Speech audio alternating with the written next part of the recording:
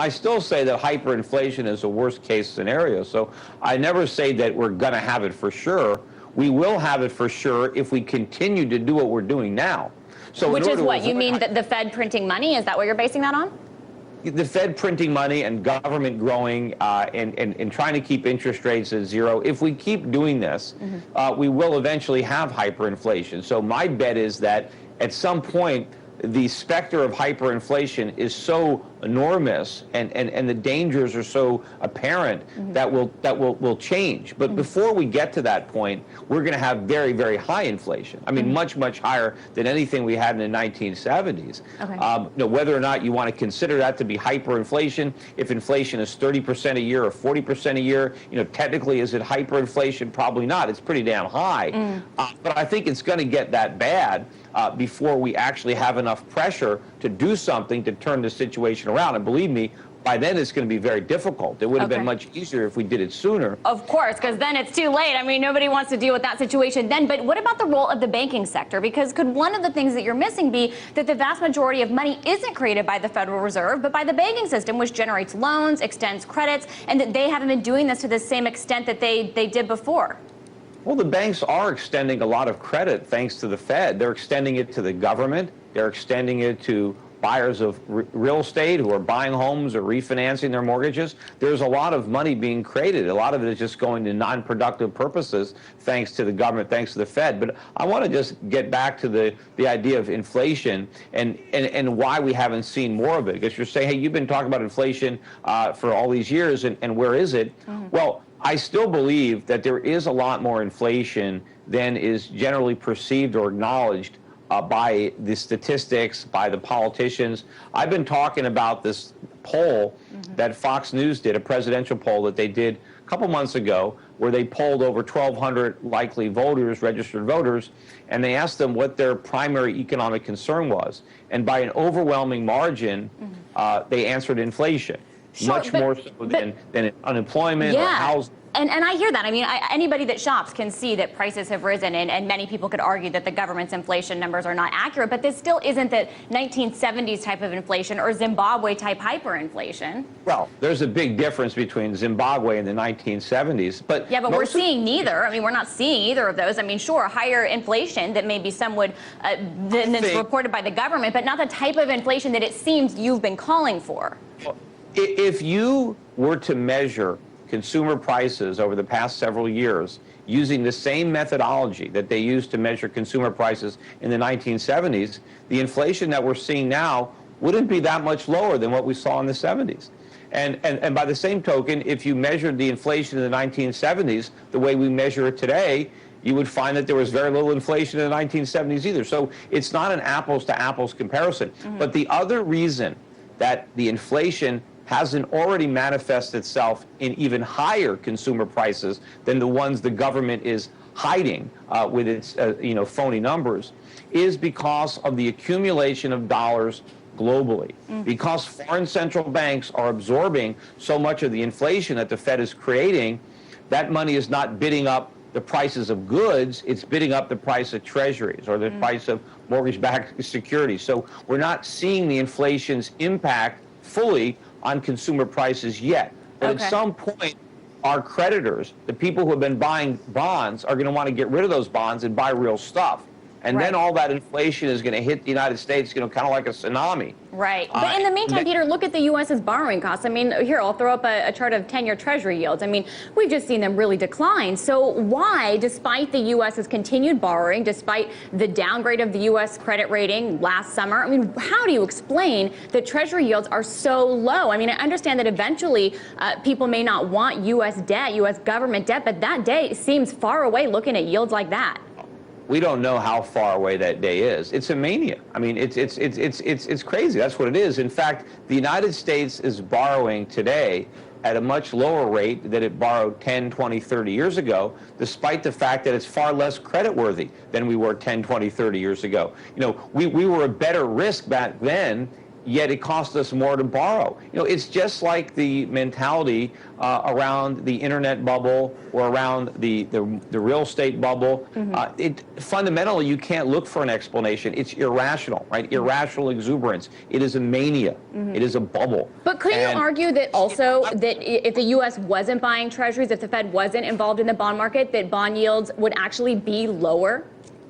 No, that's impossible. The Fed is the biggest buyer of U.S. Treasuries. So if the biggest buyer wasn't there, you wouldn't have prices going up. But let me explain. Let me make the case. So one could posit the Fed's actions in the bond market are an attempt to prop up asset prices across the economy, stocks, other things. And if the Fed wasn't doing this and wasn't using the bond market to do this, that asset prices would collapse. And in this situation of deleveraging, people would go into cash, and they go into cash equivalents like treasuries, which are a cash equivalent, and people would pour into a greater extent than now and actually push yields down even further.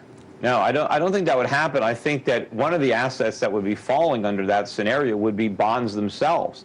And I think that's what would hurt the stock market, would be the collapse in bond prices and the corresponding increase in interest rates. It would be rising interest rates that would undermine the present value of stocks. And of course, you also have to look at the impact that rising interest rates would have on the U.S. Treasury. If the Fed allowed interest rates to rise, the U.S. Treasury would be in a position where they had a default. And so I really can't see a big rush to treasuries when the government is defaulting. Because remember, in order to avoid default, we would have to have enormous cuts in government spending. I mean, what we're talking about right now for this so-called fiscal cliff is tiny compared to the amount of spending cuts or tax hikes that would be required to service the debt if the Fed stopped buying and let interest rates rise. But isn't there another factor in this that plays a role, which is the dollar is a reserve currency? I mean, even if the U.S. prints to infinity, at the end of the day, the U.S. isn't Zimbabwe, it's not Argentina. There is the dollar's role in the globe is very important to many different countries that don't have a replacement as of yet. So doesn't all of that kind of complicate an argument that's like, oh, the U.S. would default on its debt?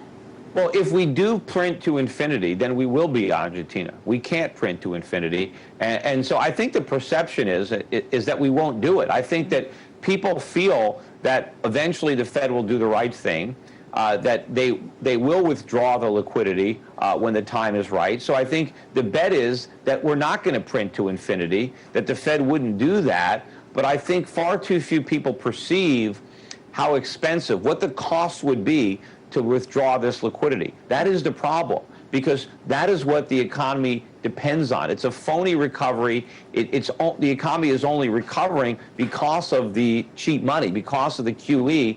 And if the Fed were to try to withdraw the liquidity, it's like pulling the plug.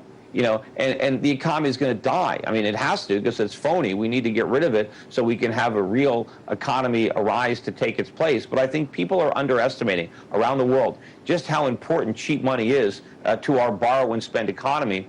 And they're overestimating the ability of the Fed to withdraw that liquidity and have the economy continue to grow on its own. It can't. The growth that we're having now is not legitimate growth. It is simply borrowed money that we're spending, and we're counting that as economic growth.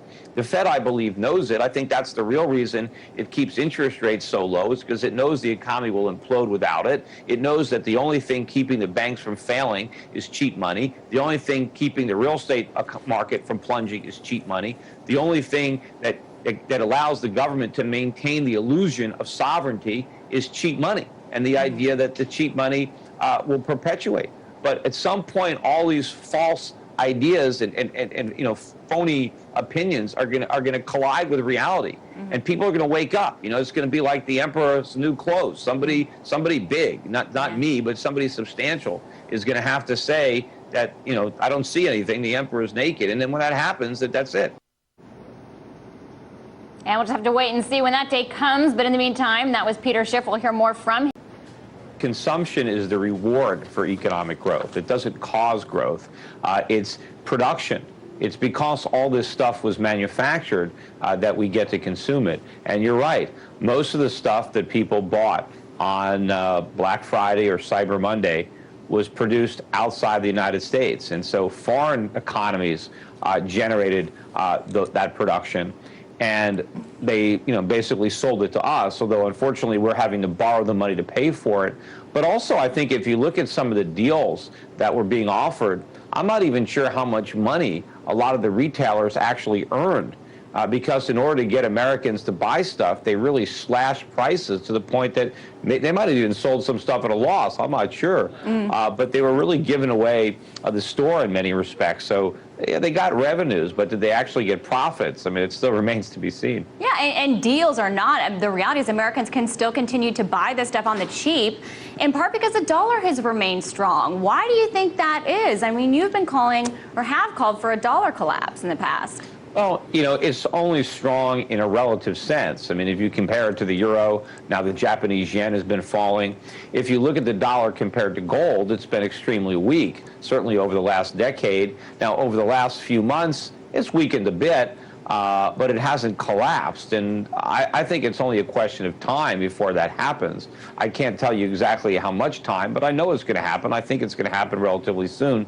And I also believe that the world looks at the dollar kind of as the best of a bad lot, when in reality it's the worst of that bad lot.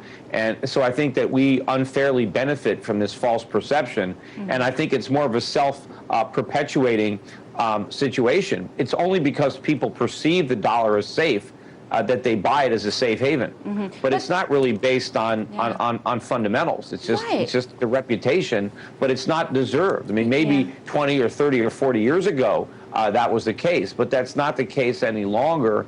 And I think when perception finally matches reality, you're going to see the dollar not only weak against real money, but weak against other fiat alternatives that I think, even though those currencies are flawed, I don't think they're as flawed as the dollar. But Peter, with something like the dollar's strength relative to other currencies and the perception that the dollar is a safe haven, even though fundamentally it may not be, doesn't that perception matter as an investor? Because if you're betting on a dollar collapse right now, you're going to get crushed. The dollar index has been up since 2011. So what do you tell average people?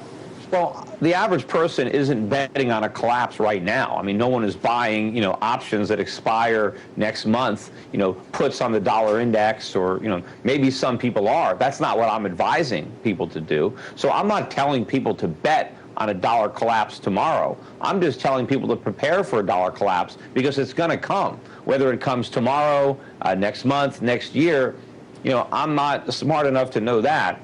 But I can see it coming and know that the only way to prepare for it is to do it as early as possible, because if you don't do it too early, then you run the risk of doing it too late. And of course, you can't do it too late. Once the train leaves the station, if you're not on it, you missed it. Are there other factors too, though, that people need to pay attention to that can create dollar strength and keep it there, though? For example, something you talk a lot about is debt. People need dollars to pay debt. So there's a reason why people would have demand for dollars, where there would be demand for dollars. Well, but we have to borrow all these dollars, and a lot of the debts ultimately can't be paid unless we print more of them, because we're not earning the money. We're just going to have to create it out of thin air.